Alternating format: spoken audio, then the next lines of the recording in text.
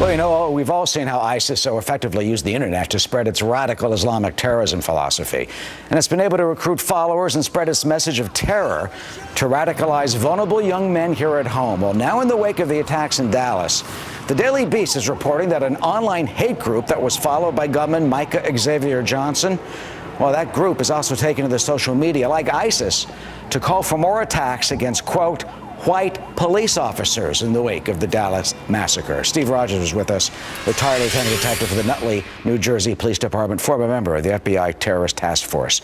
So, Steve, this group is called the African American Defense League, and it's almost unbelievable. They're out there on the net calling on gangs and the Crips and the Bloods to kill white police officers, and Johnson apparently was a follower of this group on the internet. Look, the framers of the Constitution never intended for the First Amendment to be used as a weapon of war. And this is a weapon of war that is bringing to these hate groups intelligence information. They're spewing it out through the internet. And as a result, they're recruiting. They're following the playbook of ISIS, as you said. This group on the internet says they want to sprinkle pig's blood, that they also want to go after the racist crackers, meaning the police officers, the white police officers, they claim. I mean, how can this be allowed? I understand the First Amendment protects the right of free speech, of course.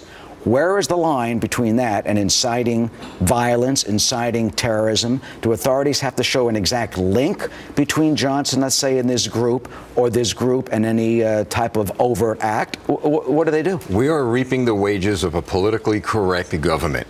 You're absolutely right. Where do we draw the line? Each and individual case would have to go before a court, and they'll have to make a decision whether they have the right to do that or not under the First Amendment. I could share with you this, though. It doesn't mean the police do not have to investigate. The police could do some investigations, and they could, hopefully through those investigations, gather enough evidence to prosecute. But I could guarantee you this. If those hate groups put the president's name up there, senator's name, or judge's name up there, you see how fast that stuff would come down. Well, don't you think they know that?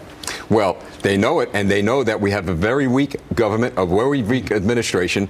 Law enforcement, their hands have been tied. They're not able to do the job that they used to do.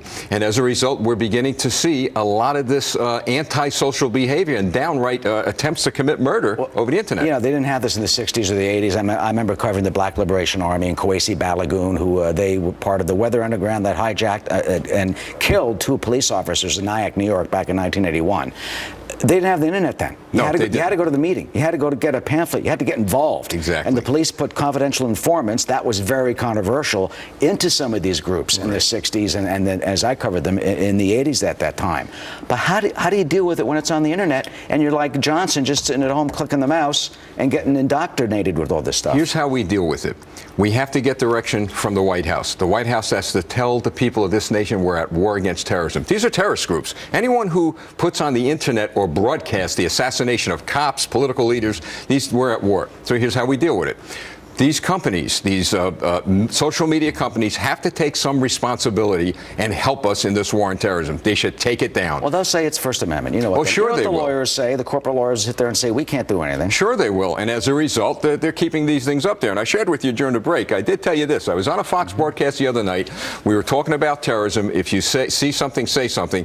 Hours later, I got an email with some information on it, what I think was enough damning evidence to get to the FBI, and the FBI has it now. So the people themselves, when they see this stuff on the internet, they're going to have to take action. You know, and if you know someone who's on the internet, the experts say, you know, do something about it. Some of the neighbors may have seen Johnson conducting military exercises in the backyard and this sort of thing. And they could remain anonymous. People are fearful. They could remain anonymous. But we now have to engage in this war on terrorism from the living room to the local government, state governments, and federal government. Unless we are able or wanting to do that, we're in trouble. Steve Rogers, thank you for your insight and discussing this. It's unbelievable. It's really.